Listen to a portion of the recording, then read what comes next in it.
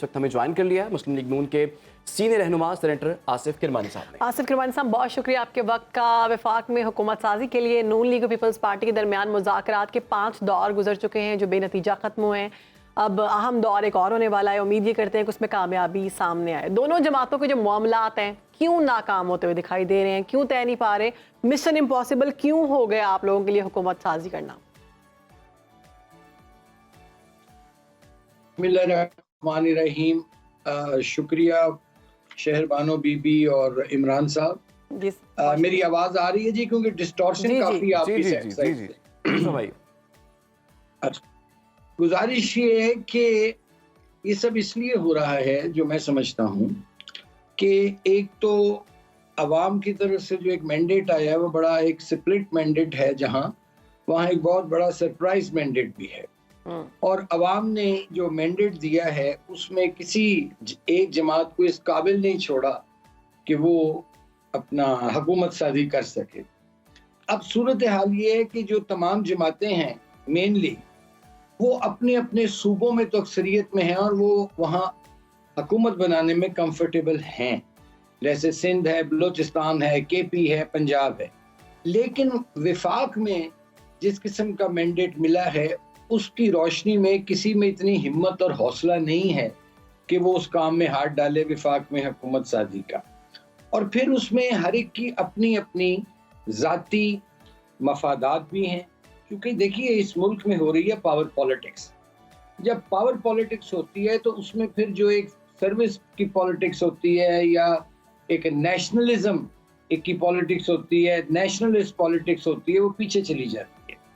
और हर कोई जो सा है वो लेने देने के चक्कर में पड़ा हुआ है। ये लेन देन का काम है जिसको मैं समझ रहा हूँ। ये जो आप लेन देन की बात कर रहे हैं सर, ये बताइए पाकिस्तान पीपल्स पार्टी की डिमांड्स क्या है और मुस्लिम लीग नून क्या चाहती है? सुना है पीपल्स पार्टी ने आपको 28 डिमांड्स कर दी हैं। देखिए, मैंने भी सुना है कि कोई डिमांड्स की उनकी फहरिस्त लंबी है, लेकिन अभी मैं इस बारे में हतमी कुछ नहीं कह सकता। मैं सिर्फ ये कहना चाहूंगा टू ऑल पॉलिटिकल पार्टीज, तमाम जितनी भी जमातें हैं, चाहे वो पीपल्स पार्टी है, चाहे वो PMLN है, मेरी जमात है, एनी पॉलिटिकल पार्टी या जो इंडिपेंडेंट हैं PTI बैक, कि देखें इस वक्त ये जो बंदर बांट है ना, इसको छोड़ दें। इस वक्त ये पावर पॉलिटिक्स को जरा छोड़ दें। इस वक्त है इशू है पाकिस्तान, इशू है आपका गरीब, इशू है मिडिल क्लास एजुकेटेड, वो भी जो यूथ है जो जॉबलेस है वो आपकी तरफ देख रहा है। और ये वो उसको बजाय मायूस करने के कि यार ये किस किस्म की लीडरशिप है। हमने तो इलेक्शन में अवाम ने अपना फर्ज अदा कर दिया, हमने तो एक वोट दे दिया, चलो जी स्प्लिट मैंडेट आया, जैसा भी आया। अब ये लीडरशिप का इम्तिहान है कि जो ये पूरी कौम को, यही सवाल है किरमानी साहब कि आखिर ये हुकूमत साजी कब मुकम्मल होगी? बिलावल भुट्टो ने तो 2 दिन पहले वाज़े तौर पर कहा था कि पार्ट शेयरिंग जो फार्मूला है उस पर अमल होता हुआ नजर नहीं आ रहा, मुस्तरद करते हैं उसको। सेनेटर ताज हैदर भी कहते हैं। जी इस वक्त सूरत हाल ये है कि इस वक्त अवाम की जो हालत है और पाकिस्तान की जो हालत है वो यही है कि आसमान से गिरा खजूर में अटका।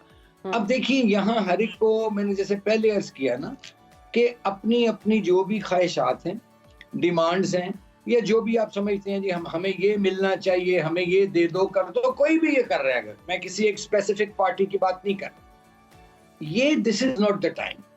पाकिस्तान में 75 सालों से ये बंदर बांट जो हुई है, जो पावर पॉलिटिक्स हुई है, उसका ये नतीजा आज हम भुगत रहे हैं। किरमानी साहब, एक सवाल जो हम सबके दिमागों में है, नून लीग के लिए पीपल्स पार्टी का वफाकी काबीना में शामिल होना क्यों जरूरी है? वो इसलिए भी जरूरी है, नंबर 1 कि एक तो पीपल्स पार्टी एक बहुत ही एक इम्पोर्टेंट और सूबे से उनका ताल्लुक है, सिंध से बिलोंग करते हैं, फिर उनके पास सेकंड लार्जेस्ट उनकी सीट्स आई हैं आफ्टर PMLN। और तीसरी बात ये है कि हम ये समझते हैं, मुस्लिम लीग नून ये समझती है, मैं ये समझता हूँ कि पाकिस्तान जिस स्टेज पर आ चुका है ये बहुत अनगवर्नेबल स्टेट हो चुकी है, और ये मुझे डर है कि ये तेजी से अनलिवेबल होती जा रही है। और ऐसे में हमें इसकी गवर्नेंस को ठीक करने के लिए, लोगों का एतमाद बहाल करने के लिए, सियासी जमातों पर, सिस्टम पर, जैसा तैसा भी सिस्टम है, मैं तो सिस्टम को एक पंजेंट और रॉटन और अनजस्ट सिस्टम समझता हूँ, लेकिन जी हमें अभी इसके अंदर से रास्ता निकालना है। लेकिन कोई भी मलबा लेने को तैयार नहीं है सर। आप सही कह रहे हैं, कोई भी मलबा लेने को तैयार नहीं है, लेकिन आप ही की जमात के सीनियर रहनुमा हैं मियां जावेद लतीफ साहब, वो ये कहते हैं शहबाज शरीफ भी हुकूमत लेने के हक में नहीं है। तो अगर वो भी इस हक में नहीं है, तो आप जैसे खुद कह रहे हैं कि सबको मुल्क के वसीतर मुफाद में इकट्ठे होना चाहिए, तो मलबा तो आपकी जमात भी लेने को तैयार नहीं है फिर सर। देखिए, मैं तो वही अर्ज कर रहा हूँ ना कि मैंडेट ये ऐसा है जिसमें कोई किसी में, लेकिन ये फिर टेस्ट होता है लीडरशिप का। आप देखिए, सेकेंड वर्ल्ड वॉर जब हुई है तो उस वक्त का प्राइम मिनिस्टर था, he had to step down, और उसकी जगह विंस्टन नवाज चर्चिल जो शरीफ घर साहब बैठा क्यों हुआ था नहीं वजीर आजम के लिए अपने आप को सामने मुझे लेकर आ बात रहे? मुकम्मल करने दे रहे ना आप मुझे बात नहीं मुकम्मल करने दे। जी जी सर, यू इंटरप्ट मी, आप कर लें बात, फिर मैं चुप कर जाता हूँ। जी जी आप बोले प्लीज। मेरी गुजारिश ये थी कि ये लीडरशिप के टेस्ट होते हैं, ये जो इम्तिहान है ये लीडरशिप का इम्तिहान है। जैसे जब ब्रिटेन ने देखा कि जो उस वक्त का प्राइम मिनिस्टर था वो नहीं मैनेज कर पा रहा वर्ल्ड वॉर 2 के चैलेंजेस, तो उन्होंने फिर एक इंटरिम गवर्नमेंट बनाई जिसमें तमाम कोलिशन पार्टनर्स को लाए और उसमें सर विंस्टन चर्चिल को उसका हेड लगाया गया। कहने का मतलब ये है कि जब आपकी प्रायोरिटी जो है वो जब पाकिस्तान होगी, जब आप अपनी जात को नीचे रखेंगे और पाकिस्तान को ऊपर रखेंगे, तो मुझे उम्मीद है कि इस मसले का हल निकल आएगा। लेकिन अगर आप अपने अपने फोर्ट्स में बंद रहेंगे और अपनी अपनी ख्वाहिशात के ताबे रहेंगे, तो फिर ये नुकसान जो है ना सिर्फ ये अवाम का होगा, जमहूरियत का होगा। और फिर अगर कोई ऐसा इस मुल्क में इकदाम उठा दिया गया तो फिर मैं समझता हूँ कि वो किसी के लिए भी मुनासिब नहीं होगा, ना जमहूरियत के फायदे में होगा, और फिर उसके जिम्मेदार भी यही लोग होंगे जो आज बंदर बांट के लगे हुए हैं आपस में, और पाकिस्तान का कोई नहीं सोच रहा, अपनी अपनी जात के अंदर घिरे हुए हैं। तो ये फिर चलेगा नहीं इस तरह सिलसिला। पब्लिक वॉच कर रही है, लोग वॉच कर रहे हैं, और जिन लोगों ने देखने की ये बात है, देखिए जिन लोगों के लिए मुल्क बना था, मिडिल क्लास के लिए और गरीब के लिए, यहाँ एलीट कैप्चर हो गया, और अब भी जो मामला तय किए जा रहे हैं वो बिटवीन द एलीट्स किए जा रहे हैं। तो where is the common man? Where is the common man जिसका मसला रोटी है, महंगाई है, गुर्बत है, बेरोजगारी है, मिडिल क्लास का एजुकेटेड आपका जॉबलेस यूथ बैठा है यार। किरमानी साहब, क्या मैसेज दे रहे आवाम का सवाल, किरमानी साहब आवाम, जी मैं सवाल पूछना चाह रही हूँ। आवाम का सवाल ये है कि जब नवाज शरीफ साहब पाकिस्तान आए थे, उन्होंने बड़े बड़े दावे किए थे कि इस डूबी हुई मईशत को मैं बचा सकता हूँ, मैं वजीर आजम के तौर पर आऊंगा, मैं ही सब मसले हल कर दूंगा, मैं बहुत सारे दावे थे। अब जब इलेक्शंस के बाद सूरत हाल देखी तो नवाज शरीफ साहब पीछे क्यों हट गए? इस सारी सिचुएशन में शहबाज शरीफ साहब को आगे क्यों किया गया? उसकी दो वजूहात जी। एक तो क्लियर मैंडेट नहीं मिला जो हम तवक्को कर रहे थे कि पीएमएलएन जोन से, हालांकि हमारा टोटल नंबर ऑफ वोट्स जो है वो पिछले इलेक्शनों से बड़ा है जी, लेकिन हमारी सीट्स इतनी नहीं है, और किसी पार्टी की भी नहीं है कि वो एक सिंगल लार्जेस्ट पार्टी के तौर पर गवर्नमेंट बना सके। नवाज शरीफ साहब का मखलूत हुकूमतों के बारे में वो कभी भी उसको उन्होंने कभी भी अप्रिशिएट नहीं किया, चूंकि उनका ये हमेशा मतमा नजर होता है कि जो कोलिशन गवर्नमेंट्स होती हैं ये डिलीवर नहीं कर पाती हैं। इसीलिए आप देखिए कि अगर मतलूबा वोट मिल जाते, अगर अवाम जौन से थे सिंपल मेजॉरिटी पीएमएलएन को दे देते तो ये सूरत हाल ना होती, लेकिन वो ऐसा नहीं हुआ। इसलिए मियां साहब ने शहबाज साहब को, जो कि ऑलरेडी पीडीएम की हुकूमत के तजर्बे में वो एक प्राइम मिनिस्टर रह चुके हैं, 16 माह का तजुर्बा कोई अच्छा तो नहीं रहा आवाम के लिए। ये मैं आपसे इत्तेफाक करता हूँ, सिवाय ये कि जो क्रेडिट आप उसको दे सकते हैं कि उसने डिफॉल्ट से जरूर मुल्क को अल्लाह के फजलो करम से निकाला, लेकिन उसकी जो उसके हमें नुकसानात हुए वो फिर इलेक्शन के वोटिंग में हमें उसके रिफ्लेक्शन आई, जिसकी वजह से महंगाई बहुत बड़ी थी, गुर्बत में, बेरोजगारी में इजाफा हुआ, तो उसकी प्राइस तो पे करना पड़ी है। तो मियां साहब किसी ऐसी वीक हुकूमत के वजीर आज़म नहीं बनना चाहते थे जो बैसाखियों पे खड़ी हो जाए और जिसको ब्लैकमेल किया जाए। लेकिन सेनेटर साहब ये बताइएगा कि जैसे फैसल वाडा साहब ये कहते हैं कि ये एक लूली लंगड़ी गवर्नमेंट आ रही है जो कि 6 माह से ज्यादा नहीं चल सकती, और नज़र भी आ रहा है कि बहुत वीक गवर्नमेंट आएगी, और आप खुद भी कह रहे हैं कि स्प्लिट मैंडेट है और बड़ी चीज़ों पे कॉम्प्रोमाइज़ करना पड़ेगा, तो इतनी वीक गवर्नमेंट फिर आप कैसे लेंगे जो कि 6 माह भी नहीं चलेगी? मैंने तो उसका एक हल तजवीज़ किया है जी, लेकिन मेरी आवाज़ चूंकि कमज़ोर है, मेरी एक middle class, upper middle class की आवाज़ है, वो एलीट के कानों तक जाती नहीं है। मैंने तो ये कहा है कि इस वक्त अपना 1 पॉइंट एजेंडा रखो, और वो एजेंडा है Pakistan and revival of the economy of Pakistan. बिल्कुल। और उसके लिए तमाम लोग, चाहे वो इंडिपेंडेंट्स हैं, पीटीआई बैक्ड हैं, चाहे नून लीग है, चाहे पीपल्स पार्टी है, everybody who has now access to in the parliament, इनको चाहिए कि अपने सारे इख्तलाफात पर से पुष्ट रख के पाकिस्तान का सिर्फ सोचे, रियासत का सोचे, आप नेशनल हुकूमत क्या और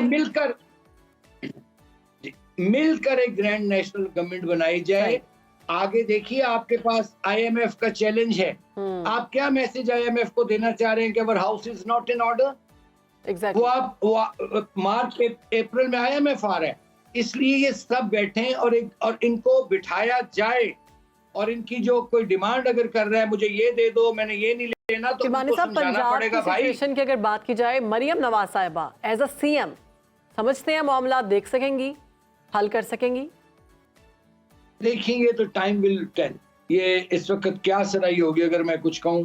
ग्राउंड रियलिटीज के मुताबिक कुछ कह सकते हैं आप? जी सॉरी, जो ग्राउंड रियलिटीज चल रही हैं उस पर आप कोई तज्जिया देना चाहें? देखिए चूंकि पीएमएलएन जो है उसको पंजाब में मेजॉरिटी है, उसके बाद उनकी एक लेगेसी है जो नवाज शरीफ साहब से उनको ट्रांसफर हुई है, और फिर अगर नवाज शरीफ साहब का एक तजुर्बा है, ही इज अ स्टेट्समैन, एक मुदब्बर है, और मैं तो बड़ी बदकिस्मती समझता हूँ कि मियाँ साहब ने अपने आप को विड्रॉ किया। मैं एक ज़ाती तौर पर उनके जो वर्कर हैं, लॉयल हैं, वोटर हैं, सपोर्टर हैं, उनको धचका लगा है कि मियाँ साहब ने अपनी सियासी इनिंग का बहुत जल्द डिक्लेयर कर दी। लेकिन मैं समझता हूँ कि मियाँ साहब की रहनुमाई अगर मुयस्सर रही, जो रहेगी इंशाल्लाह, तो I think, I am hopeful कि मरियम जॉन सी हैं वो मामलात को मैनेज कर पाएंगी।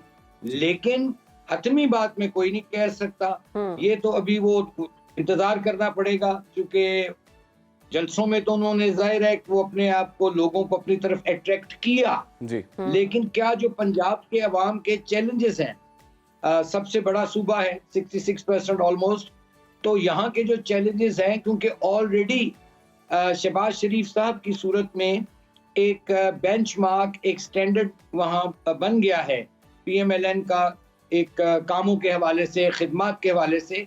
तो I can only say this. जाते किरमानी साहब एक कमेंट कर दीजिएगा, आप समझते हैं कि पीएम के तौर पर हमने शहबाज शरीफ को देखा, हमें कामयाब नजर नहीं आए, लेकिन एज अ सीएम वो खासे कामयाब नजर आए?